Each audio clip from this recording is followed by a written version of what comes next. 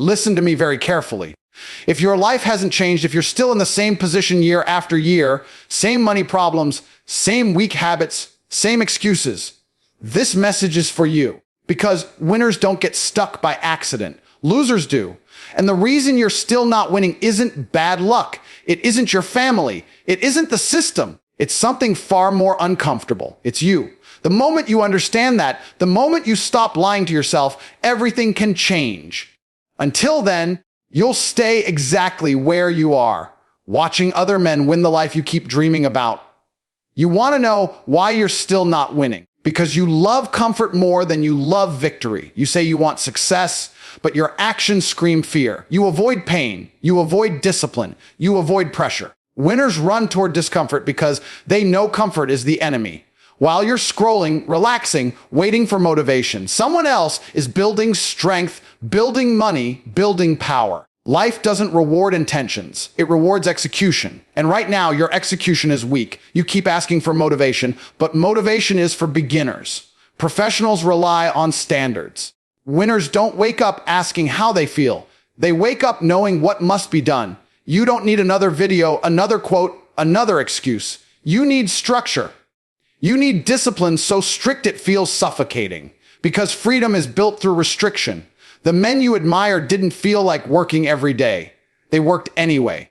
That's the difference between them and you. Another reason you're still not winning is because you surround yourself with losers and call it loyalty. You listen to broke opinions. You take advice from people who have never built anything. You normalize weakness because it makes your own failures feel acceptable. Winners are ruthless with their environment.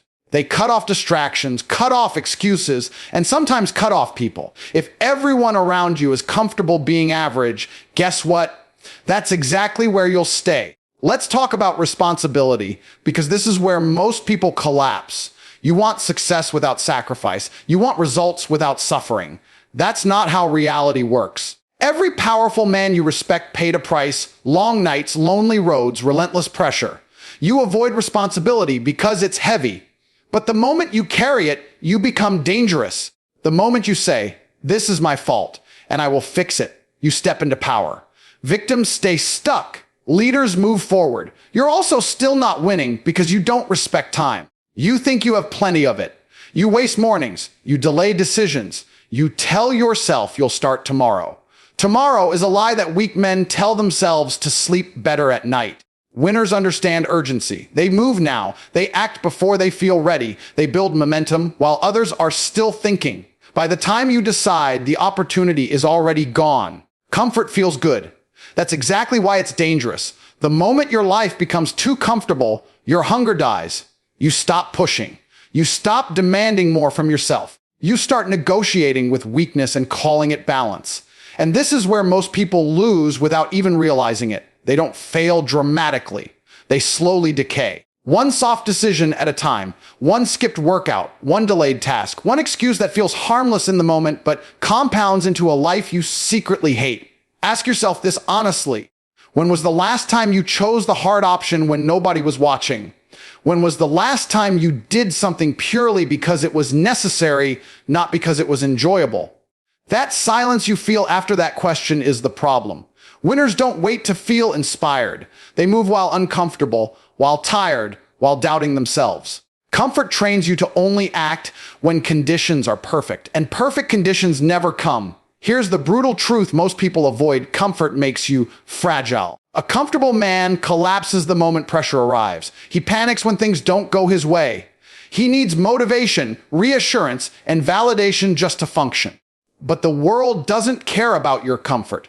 The world applies pressure relentlessly. And if you haven't trained yourself to operate under discomfort, you will break every single time. Look around. Everyone says they want success, but very few want the lifestyle that creates it. Late nights, early mornings, repetition, boredom, loneliness, sacrifice. That's the price. Comfort whispers lies like, "You deserve rest," and "You can do it tomorrow." And you believe it because it sounds reasonable. Comfort never tells you it's stealing your future. It just quietly keeps you average. You don't rise to the level of your dreams. You fall to the level of your habits. Comfortable habits create comfortable results. And comfortable results never look like winning. They look like barely surviving while pretending everything is fine. Deep down, you know this. That low-level frustration you carry isn't random. It's your potential screaming because it's being suffocated by ease. Here's a hook most people aren't ready for. If your life feels easy right now, you're probably losing. Growth feels heavy. Progress feels demanding. Winning feels lonely before it feels powerful. Every man who built something real went through phases where comfort was not an option. They didn't wait for permission. They didn't wait for confidence. They acted because the alternative was staying weak. Comfort trains you to avoid pain. But pain is the teacher. Pain sharpens focus. Pain builds resilience. Pain forces adaptation. When you avoid it, you avoid evolution. That's why people stay stuck for years saying they're working on themselves with nothing to show for it. Real work is uncomfortable. Real change disrupts your routine. If your daily life doesn't challenge you, it's not transforming you. You want to start winning. Start choosing discomfort deliberately. Do the thing you keep postponing. Wake up earlier than you want to. Train harder than feels reasonable. Cut distractions even when they bring pleasure. Stop rewarding yourself for unfinished work. Comfort should be earned, not lived in. Freedom comes after discipline, not before it. The difference between winners and everyone else is simple but ruthless. Winners understand that comfort is a phase, not a home. They step into discomfort daily, not because they enjoy it, but because they respect the results it produces. And once you internalize that discomfort is not punishment, but preparation, your entire identity changes. You stop asking why life is hard and start asking how hard you're willing to become. Most people love the word luck because it protects their ego. It's a convenient excuse that allows them to explain failure without accepting responsibility. When they fall short, they say the timing wasn't right, the opportunity wasn't fair, or someone else got lucky. But luck is not a strategy, and it's not the reason you're still not winning. The truth is far less comfortable. Your results are a direct reflection of your habits, and your habits reveal a serious discipline problem. Here's the hook most people don't want to hear. If discipline showed up in your life the way excuses do, you'd already be winning. You don't lack information. You don't lack potential. You lack consistency. Discipline is the ability to do what must be done, especially when you don't feel like it. And that's exactly where most people fail. They wait for motivation, energy, or the right mood. Winners operate on standards, not feelings. Discipline isn't about intensity for a week or ambition for a month. It's about showing up on ordinary days, when nothing exciting is happening and no one is watching. That's where character is built. Anyone can work hard when they're inspired. Almost no one can stay disciplined when the work becomes repetitive, boring, and uncomfortable. And that's why almost no one wins. People love dramatic transformations, but success is painfully unglamorous. It's waking up and doing the same hard tasks again and again while progress feels invisible. Discipline means choosing long-term respect over short-term pleasure. It means saying no to things that feel good now because you value what feels powerful later. Every time you choose comfort over commitment, you reinforce weakness. Every time you choose discipline, you sharpen yourself. Another uncomfortable truth is this: discipline exposes who you really are. It removes all excuses. When there's a clear plan and simple actions to follow, failure can't hide behind confusion. That's why people avoid structure. A strict routine leaves no room to lie to yourself. If you skip the work, you see it immediately. Discipline demands honesty, and most people aren't ready to face themselves without excuses. You might think you need more time, more resources, or better circumstances. You don't. You need fewer options. Too much freedom without discipline leads to chaos. Winners create rules for themselves: fixed wake-up times, non-negotiable training, set hours for work, limited distractions. While others complain about being trapped by routines, winners are liberated by them. Structure removes decision fatigue and replaces it with momentum. Here's a reality check that separates winners from dreamers: discipline doesn't care how you feel. You can be tired, unmotivated, frustrated, or afraid. The work still gets done. That's why disciplined people appear confident. Confidence is built by keeping promises to yourself. Every completed task reinforces self-trust. Every broken promise weakens it. Over time, this compounds into either dominance or self-doubt. If you're honest, you already know where your discipline is weak: the late nights. the wasted mornings, the half-finished plans, the goals you talk about but don't execute. None of that is bad luck. It's a pattern. And patterns don't change with hope. They change with rules. The moment you raise your standards and enforce them daily, your life starts moving forward whether you feel ready or not. The men who win are not more talented or more fortunate. They are simply more disciplined for longer periods of time. They do the boring work consistently while others chase shortcuts, and eventually discipline turns into power. Quiet, undeniable power that doesn't need excuses or luck to explain it. Your environment is either sharpening you or slowly killing your ambition, and most people are too blind or too emotional to admit which one they're living in. You don't exist in isolation. Every conversation you hear, every opinion you absorb, every standard you tolerate quietly rewires how you think. And if you're surrounded by people who complain more than they build, who talk big but live small, who normalize weakness and call it realism, you will eventually become exactly like them. Not because you're stupid, but because repetition shapes belief. Here's the uncomfortable hook. You are not stuck because you lack potential. You're stuck because your environment keeps reminding you to stay small. You sit around people who make excuses sound intelligent. People who turn laziness into philosophy. People who mock discipline and label ambition as too much. Over time, that noise becomes your inner voice. You start doubting moves you once felt confident about. You start lowering your goals so they don't make others uncomfortable. And just like that, your edge disappears. Most people sabotage themselves in groups. They call it friendship. They call it loyalty. But loyalty to weakness is betrayal to your future. If everyone around you is okay with being average, you will feel guilty for wanting more. If everyone around you avoids risk, you will hesitate to move. If everyone around you is broke, tired, and frustrated, their mindset will infect you long before you realize what's happening. Energy transfers. Standards transfer. Weakness transfers. Look closely at your circle. What do they talk about when there's no entertainment left? Do they discuss ideas, progress, strategy, and execution? Or do they gossip, complain, blame the system, and wait for luck? Conversation reveals direction. And if the dominant theme around you is excuses, your mind will start treating excuses as acceptable behavior. That's how ambition dies quietly without drama. Here's another truth most people avoid: winners feel lonely before they feel successful.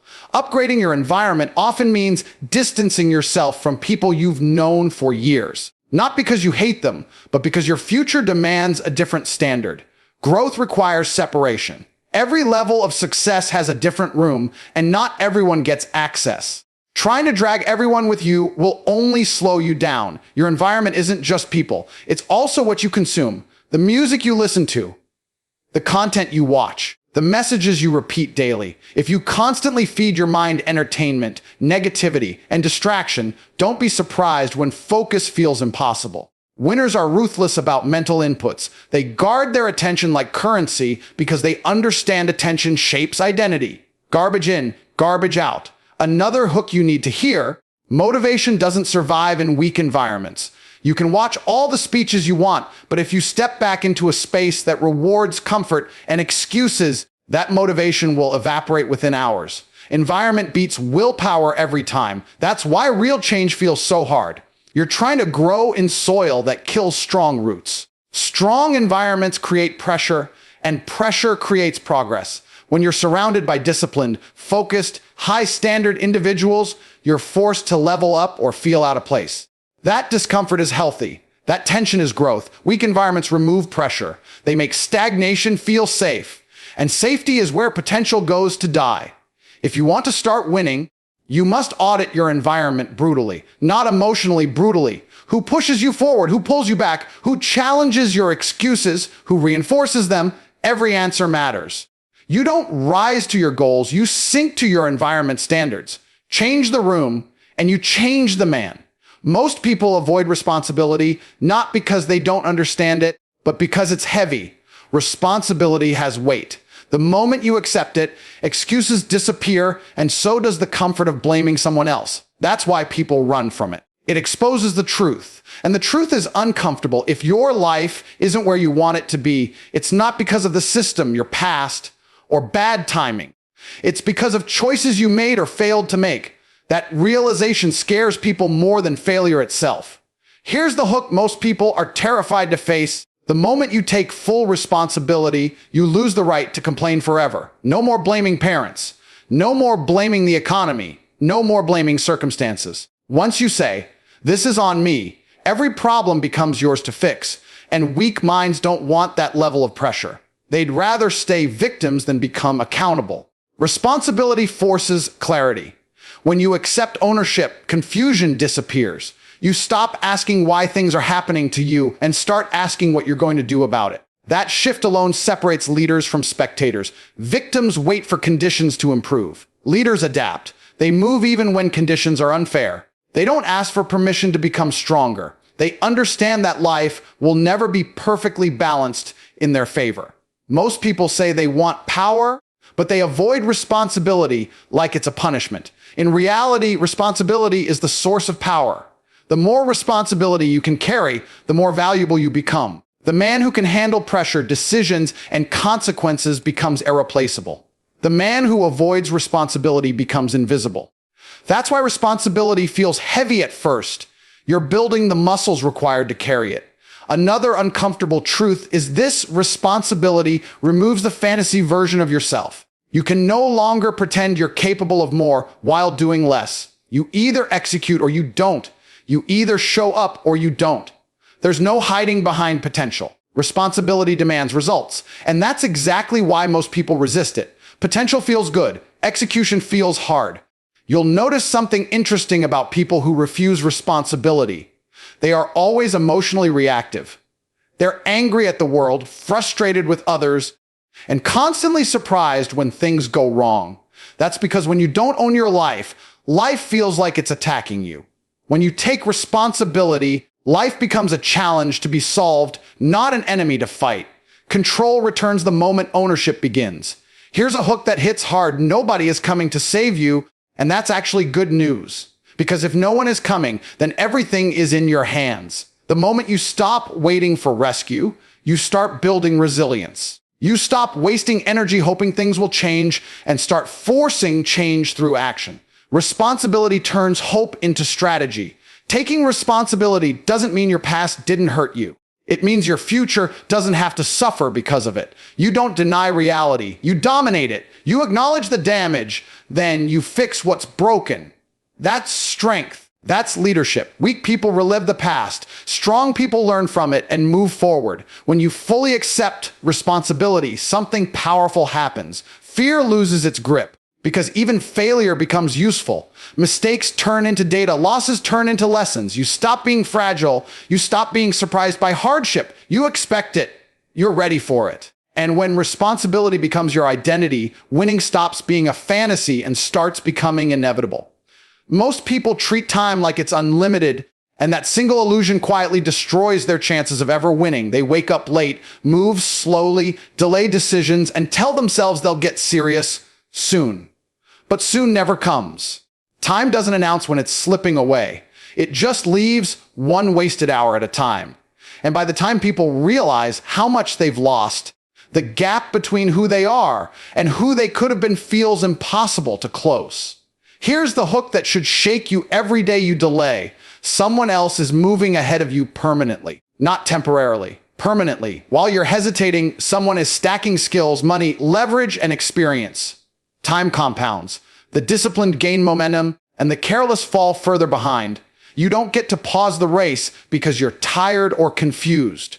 The clock keeps moving whether you respect it or not. People say they're busy, but busy doesn't mean productive. Busy often means disorganized, distracted, and reactive. You fill your day with low-value tasks, entertainment, and noise, then wonder why nothing changes. Winners are ruthless with their time. They don't confuse movement with progress. They measure days by output, not activity. If something doesn't move them closer to their goal, it's either minimized or eliminated. Another truth people avoid is this: urgency is a skill. It's trained. You don't wake up one day suddenly respecting time.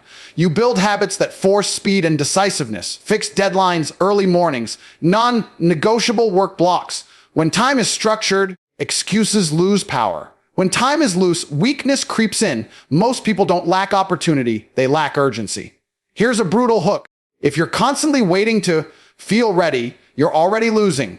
Readiness is built in motion, not before it. Winners move with incomplete information. They decide fast, adjust fast, and recover fast. Losers overthink, delay, and hesitate until the moment passes. Time favors the bold, not the perfect. You also waste time when you avoid hard decisions.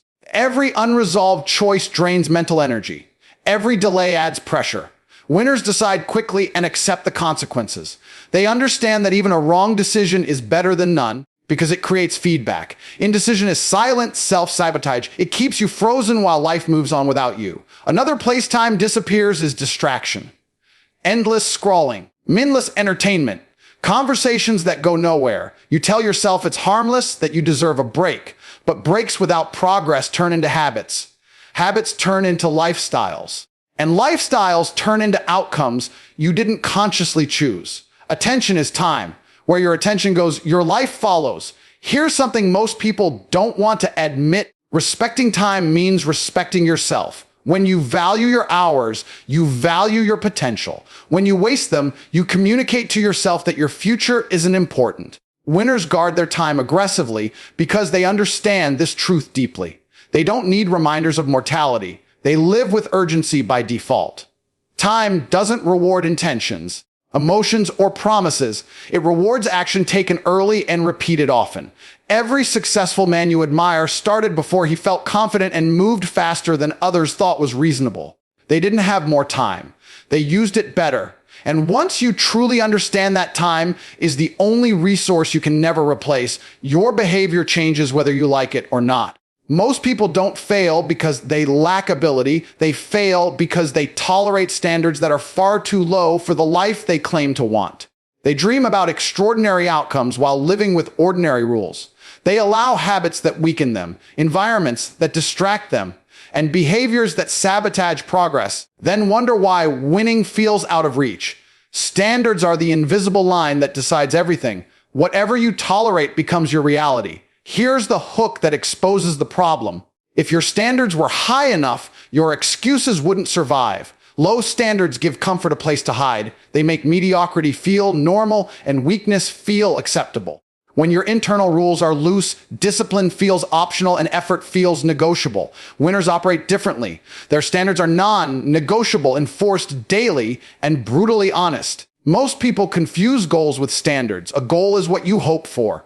A standard is what you live by. You can want success all you want, but if your standard allows inconsistency, lateness, laziness, and distraction, your goal is irrelevant. Standards don't care how motivated you feel. They dictate behavior automatically. That's why high performers appear consistent, not because they're special, but because their rules leave no room for debate. Here's a truth that hits hard. You will never outperform your standards. If your standard for effort is try when it's convenient, your results will always be average. If your standard for discipline is most days, your progress will always be fragile. Winners don't aim to do their best. They aim to meet their standard, even on bad days, especially on bad days. Low standards also explain why people tolerate disrespect, chaos, and stagnation in their lives. When you don't demand more from yourself, you won't demand more from others. You accept environments that drain you, relationships that distract you, and routines that keep you stuck. High standards act like a filter. They remove what doesn't align. They create boundaries that protect focus and momentum. Another hook most people avoid: raising your standards will cost you comfort and possibly people. When you stop tolerating weakness, excuses, and wasted time, not everyone will come with you. Some will feel judged. Some will resist. Some will disappear. That's not a loss. That's alignment. Every level of success requires a higher level of discipline, and discipline demands separation from what holds you back. High standards also eliminate decision fatigue.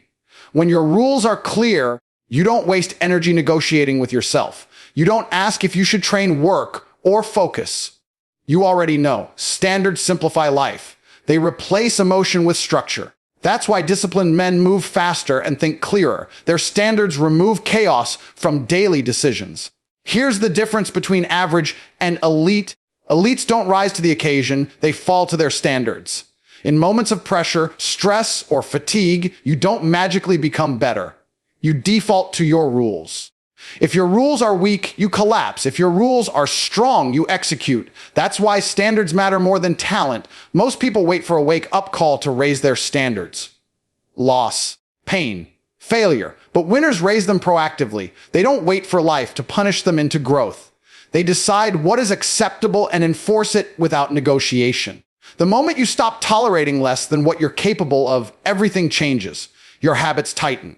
Your focus sharpens. And winning stops feeling like luck and starts feeling like a natural outcome of how you live. Here's the truth: brutal, simple, and undeniable. You are exactly where your habits have placed you, not your dreams, not your words, your habits. If you want to start winning, you don't need luck. You need standards so high they scare you, discipline so sharp it cuts excuses, and a mindset that refuses to stay weak. Decide today that average is unacceptable. Decide today that comfort is no longer an option. Because the moment you change how you live, how you work, how you suffer, that's the moment winning finally starts.